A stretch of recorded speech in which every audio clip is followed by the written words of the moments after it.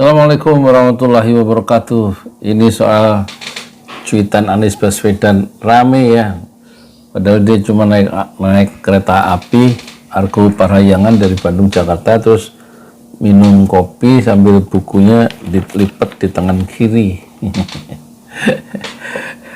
Memang kalau seorang Anies itu nilainya lebih dari jutaan orang biasa ya. Kenapa? Ya karena leadershipnya, kepemimpinannya teruji di DKI. Dan kemudian narasi-narasinya yang penuh dengan gagasan ya, dan punya visi ke depan untuk membangun Jakarta dan Indonesia. Ini di Tempo, reporternya Uci Sukma Medianti, editornya Juli Hartoro. Anies Baswedan kembali melakukan safari politik bersama Partai Nasdem yang mengusungnya jadi calon presiden atau capres 2024 sepanjang akhir pekan lalu. Adapun daerah yang dikunjungi dari Kerawang sampai Kabupaten Bandung. Nah, pulang dari safari politik, mantan gubernur ini pakai kereta pulang ke Jakarta, pakai kereta Argo Parahyangan ya.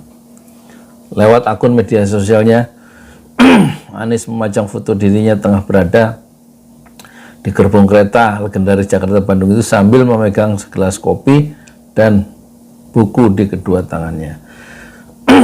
Nah, terus dia nulis gini captionnya, semoga Argo Parahyangan yang menyenangkan ini tetap bisa kita naiki di tahun-tahun yang akan datang, tulis Anies Baswedan dalam akun Twitter pribadinya Ahad 22 Januari.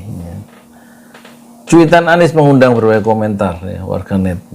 Ada yang menyebut cuitan tersebut adalah cara kritik yang halus terhadap spekulasi akan ditutupnya jalur kereta Argo Parahyangan setelah kereta cepat Jakarta Bandung beroperasi yang Cina itu.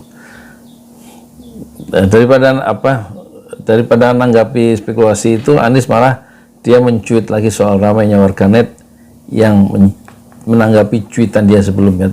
Ternyata banyak yang terpancing emosi dan protes lihat tweet ini. Saya mohon maaf, insya Allah saya usahakan lain kali tidak pegang buku dengan cara dilipat begitu, tulis Anies di akun Twitternya. Dia minta maaf urusan soal buku. Anies Baswedan pun sengaja tidak mengubris mengenai harapannya tentang kereta Argo Parahyangan yang bisa terus eksis di tahun-tahun mendatang. Itu kritik Anies ya. Jangan ditutup kereta Parahyangan tuh.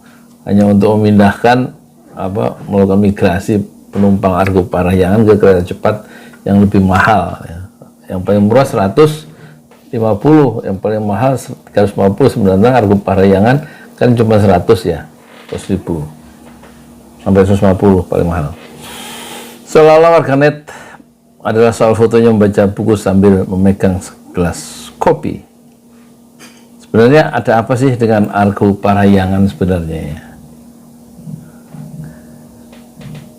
Kereta api Argo Parahyangan sebelum dikabarkan akan dihentikan operasinya jika kereta api cepat Jakarta Bandung mulai beroperasi. Padahal kereta Argo Parahyangan adalah kereta favorit masyarakat yang hendak bepergian dari Jakarta Bandung maupun sebaliknya. Selain jadwal keberangkatannya banyak, Parahyangan juga berhenti di pusat kota Bandung. Dan kalau diberhentikan ini sangat disayangkan ya. Kalau diganti dengan kereta cepat yang berhenti di stasiun Padalarang. Wah, Padalarang itu masih jauh ya. Padalarang itu masih jauh dari pusat kota. Jadi masih dari Halim ke Padalarang. Untuk orang yang di kota masih ke Halim naik taksi, terus nanti turun di Padalarang. Dari Padalarang mau ke Bandung masih naik kendaraan lagi ya. Jadi kayaknya nggak efisien menurut pengamat. Hal itu, jadi sebelumnya diberitakan Tempo, Wakil Menteri BUMN Kartiko Wirjoatmojo menyebut ya, pihaknya membahas rencana penghentian operasional KA Argo Parahyangan. Dibahas ya untuk dihentikannya. Ide itu disampaikan usai rapat ya, dengan Komisi 6. Informasi itu disampaikan Dewan Perwakilan Rakyat tentang penyertaan modal negara atau PMN untuk proyek cepat Jakarta pada 23 November 2020. Kartiko menyebutkan rencana itu masih dibahas dengan operator yaitu PT KAI. Ya kan? Jadi pokoknya mau dibahas, mau dihentikan. rencananya waktu dioperasikan Halim Padalarang atau Padalarang Halim itu Jakarta Timur, itu harga tiketnya 350.000 untuk jarak terjauh dan 150.000 terdekat. Untuk 3 tahun pertama rencana harga tiket kereta cepat itu ditetapkan 250.000 lebih dulu. Sedangkan harga tiket KA Argo Parahyangan untuk rute Jakarta-Bandung selama ini berkisar antara 100.000 dan 150. Ya, bakalan bangkrut itu kereta cepat Cina barangkali. Apa respon KAI? Ya. Jadi Wakil Presiden Public Relation PT KAI Joni Martinus bilang pihaknya terus berkoordinasi dengan seluruh pemangku pemangku kebijakan. Jika nanti diputuskan pemerintah seperti itu, KAI sebagai operator tentunya akan patuh terhadap kebijakan dan peraturan pemerintah, kata Joni dihubungi. Oh, ini udah lama beritanya ya. Ya, itulah ya. Diberitakan Tempo Argo Parahyangan hasil peleburan KA Argo Gede dan KA Parahyangan beroperasi pertama kali 27 April 2010. Dan sudah tercatat mereka ke Parahyangan itu operasi sejak 31 Juli 71.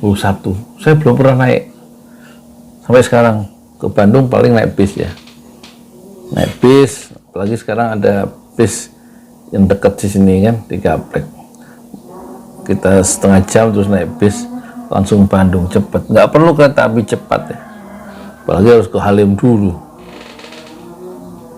Karena tergolong sebagai rangkaian kereta tua, masyarakat lebih kenal dan akrab dengan Parahyangan dibanding Argo Parahyangan.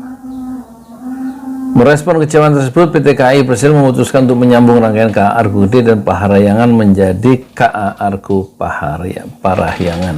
Apa sih fasilitas Argo Parahyangan ya? Dia beroperasi setiap hari dengan perjalanan 9 kali pulang pergi, rute sepanjang 166 km. Jadi waktu tempuh Jakarta Bandung atau sebaliknya itu 3 jam lebih 15 menit.